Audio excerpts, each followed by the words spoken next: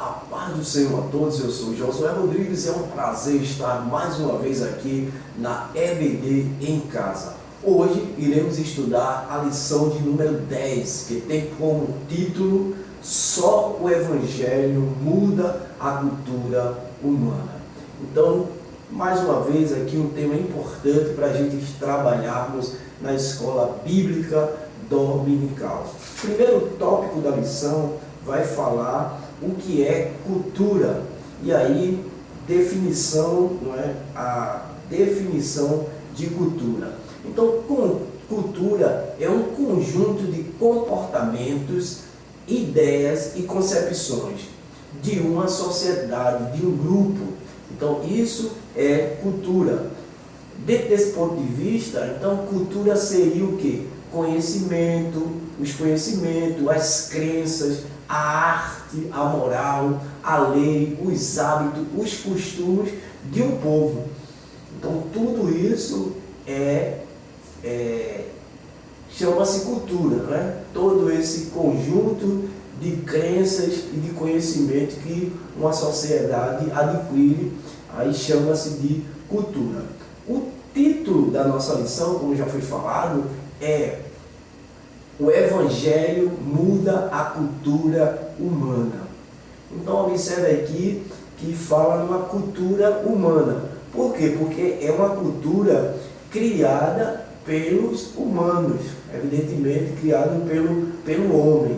Então, por isso que é uma cultura humana. Isso se dá porque é um poder criativo que Deus deu ao homem para que ele criasse a sua própria cultura no ambiente que ele vive. Agora, o grande desafio disso aí é não afrontar os princípios de Deus, os princípios divinos. Então, Deus deu a liberdade de o homem construir a cultura na qual ele vive, mas aí o homem tem que ter esse cuidado para não afrontar os princípios divinos. Mas como fazer isso, né? Uma vez que o homem pecou, e aí existe agora uma natureza pecaminosa, uma natureza que busca as coisas contrárias a Deus. Então, é por isso que em Romanos, Paulo vai escrever aos Romanos, no capítulo 1 e no versículo, começando do 18 até o 32, Paulo vai falar justamente da perversão do homem e da ira de Deus.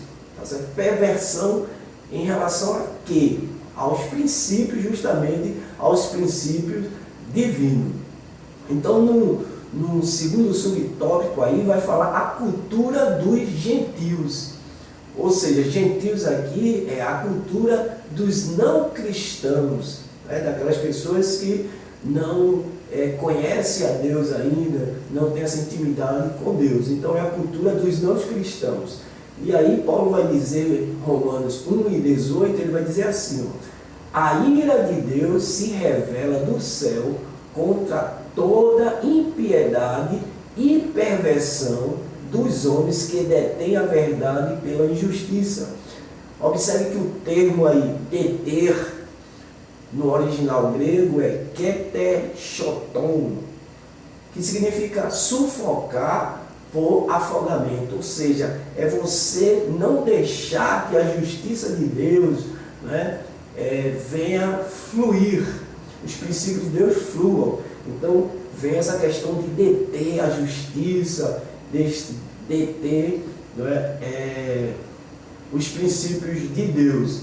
Então, Paulo vai falar justamente da ira de Deus em relação a essas pessoas que sufocam, que impedem, não é, a justiça de Deus. É justamente a cultura aí dos não cristãos, ou cultura aqui, como falou aqui, a cultura dos gentios.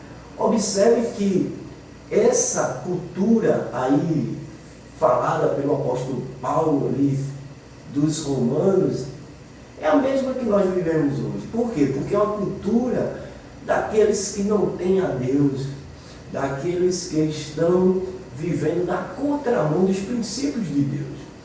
Então, em contrapartida, o subtópico 3 vai falar a cultura do povo de Deus, que tem como norte o que? A palavra de Deus.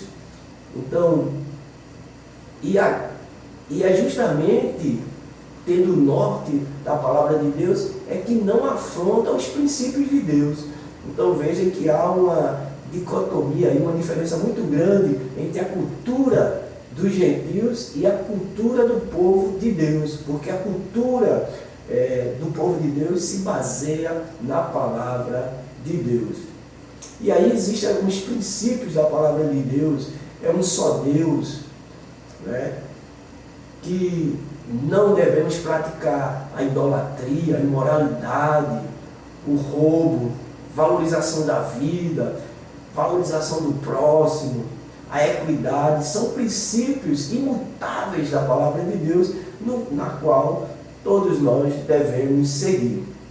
Veja que uma cultura totalmente diferente, né, de uma cultura aí dos gentios, na qual vai falar esse tópico aí. O tópico 2 da nossa lição vai falar uma cultura dominada pela iniquidade. Veja só, o tópico vai falar, o subtópico 2 vai falar que é uma cultura do homicídio. É uma cultura que justamente promove o aborto, promove a eutanásia, a indiferença para com a vida humana, né? Enquanto a palavra de Deus, o princípio de Deus vai dizer não matarás, então essa cultura dominada pela iniquidade vai promover o aborto, querendo matar as crianças inocentes. Ela vai promover a eutanásia, vai promover indiferença para com a vida. As pessoas morrem aí de formas banais. Então essa é a cultura do homicídio. Aí vai falar também sobre a cultura do erotismo dessa sociedade sem Deus, que é a banalização do casamento. A gente vê aí a promiscuidade, que é justamente as relações extraconjugais, as relações antes do casamento, a erotização infantil. Veja que são justamente uma cultura dominada pela iniquidade. Aí cabe uma reflexão a cada um de nós. Nós estamos influenciando ou sendo influenciados, né? Porque muitos ditos cristãos têm abraçado essas causas, a causa do aborto. Às vezes é de admirar pessoas que se diz cristão defendendo o aborto, defendendo a eutanásia. Né? Vemos parlamentares ali no Congresso omissos quando não votam a favor desses temas. Então isso é algo bastante grave em relação aos princípios de Deus e nos chama a atenção, tá certo? Para que nós venhamos a influenciar este mundo e não ser influenciado. O tópico 3 da nossa lição vai falar: o Evangelho transforma a cultura. Observe aqui uma coisa muito interessante que diz assim, está lá em Mateus capítulo 5, versículo 13 e 16, que nós conhecemos. Vós sois o sal da terra. Ora, se o sal vier a ser insípido, como lhe restará o sabor?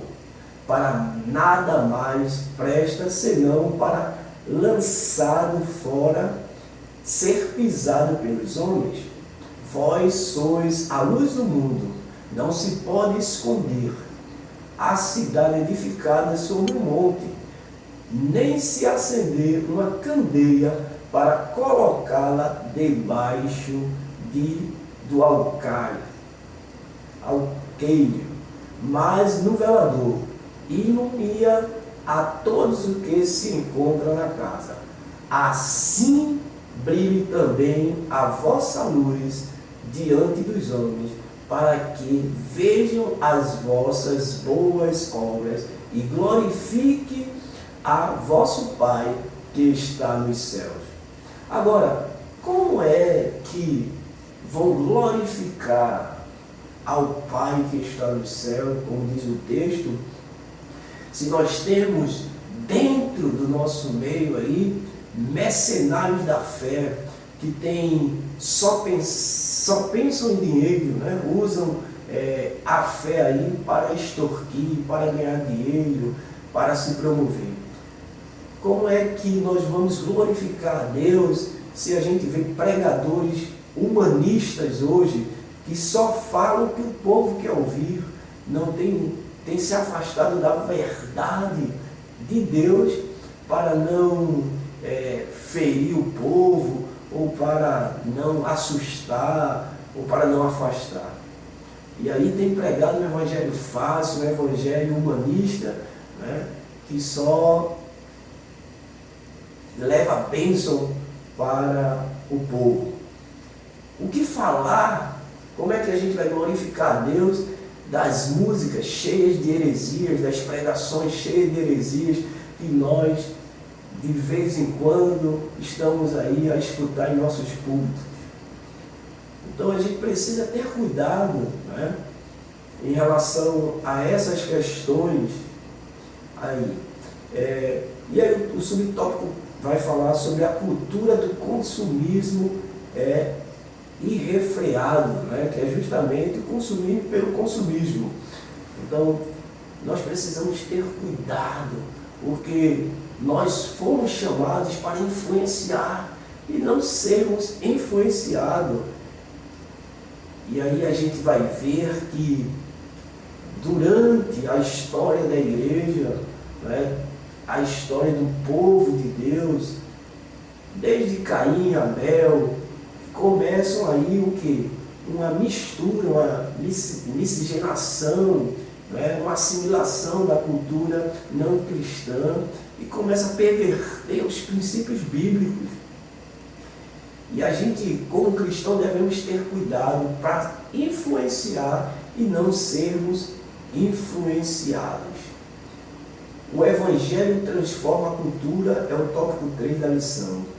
Veja, vivemos numa sociedade corrompida, totalmente corrompida, mas nós, como seres humanos, nós não podemos viver isolados, como pensavam os essênios, um grupo religioso ali no tempo de Jesus, né, que queria viver isolado, porque não queria se contaminar com a sociedade. Mas não é essa a vontade de Deus. Nós devemos ser sal e luz em meio a uma sociedade corrompida. Evidentemente que nós não devemos nos misturar, nós não devemos assimilar a cultura, mas sim mostrar os verdadeiros princípios de Deus, né?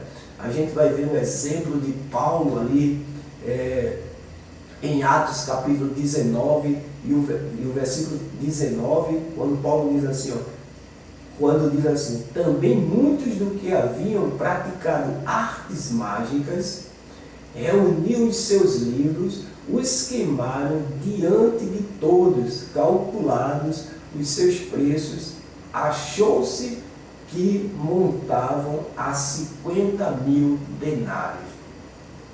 Veja só, Paulo ali, ele vai para a cidade de Éfeso e começa a pregar nas sinagogas, começa a pregar ali na cidade. No período de 2 anos ele consegue ali disseminar o evangelho e mudar aquela cultura pagã. Ali existia um centro de idolatria muito grande, um centro de artes mágicas, de ocultismo, e as pessoas foram impactadas pelo poder do evangelho, porque o evangelho transforma a cultura, o evangelho transforma a vida das pessoas, e as pessoas então trouxeram os seus livros de magia, os seus livros usados no ocultismo, fizeram ali na praça pública uma fogueira de livros e queimaram. Por quê? Porque tiveram uma vida transformada através do poder do evangelho. Certa vez a professora chega na sala de aula, onde tinha muitas crianças ali, e ela resolve fazer uma pergunta. E ela pergunta: Alguém aqui sabe onde fica o inferno? Houve um silêncio total naquela sala. Quando de repente, Joãozinho levanta a mão e diz: eu sei, professor, onde fica o inferno. Todo mundo olhou para trás, curioso, e a professora também, e disse: pois não, fala onde fica o inferno. E ele disse: o inferno fica lá em casa. Todo mundo assustado olhou para aquele menino e ficaram atentos para ouvir o que ele falava. E ele dizia, continuou: o inferno é lá em casa, professora, porque na minha casa meu pai vive todos os dias embriagado. Minha mãe todos os dias da mesma forma está embriagada. Meu pai só vive dando na minha mãe, só vive machucando minha mãe só vive agredindo meu pai. Minha mãe e meu pai nos chamam de diabinho, eu e minha irmã. Ele espanca a gente. E lá em casa realmente é um verdadeiro inferno. A professora e os alunos ali, os coleguinhas, ficaram todos assustados, ficaram sem saber o que falar. Acabou-se a aula, todo mundo foi embora. Na outra semana, a professora ali, sem jeito ainda, resolveu mudar a pergunta e disse: agora, alguém sabe dizer onde fica o céu? Aquele silêncio novamente, quando de repente Joãozinho levanta a mão e diz: eu sei, professora. Todo mundo começa a olhar para Joãozinho para ver o que ele ia dizer agora. E ele diz: o céu fica lá em casa. A professora disse: mas como pode, Joãozinho? Se você disse a semana passada que o inferno era na sua casa, como é que você está dizendo agora que o céu é na sua casa? E ele diz: professora, porque veio um casal de missionários evangelizando ali perto de casa. E eles evangelizaram meu pai, evangelizaram minha mãe. Meu pai e minha mãe aceitaram Jesus e eles tiveram a vida mudada. Hoje eles não bebem mais, hoje eles não chamam mais palavrão, eles estão agora se arrumando, tomam banho, eles estão uma vida agora mudada e lá em casa agora é o céu. Isso é o poder do Evangelho. O Evangelho faz isso, ele muda a vida da pessoa, ele transforma, ele muda a sociedade, ele muda a família.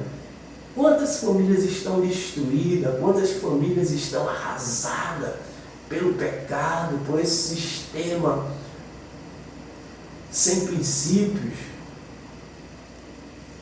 Por isso que existe uma recomendação da Bíblia: ide por todo mundo pregar o Evangelho a toda a criatura, porque o Evangelho transforma a vida, o Evangelho transforma uma sociedade. Que Deus abençoe a cada um de nós, que possamos ser instrumentos de Deus, influenciadores e não sejamos influenciados. Que Deus abençoe e até a próxima.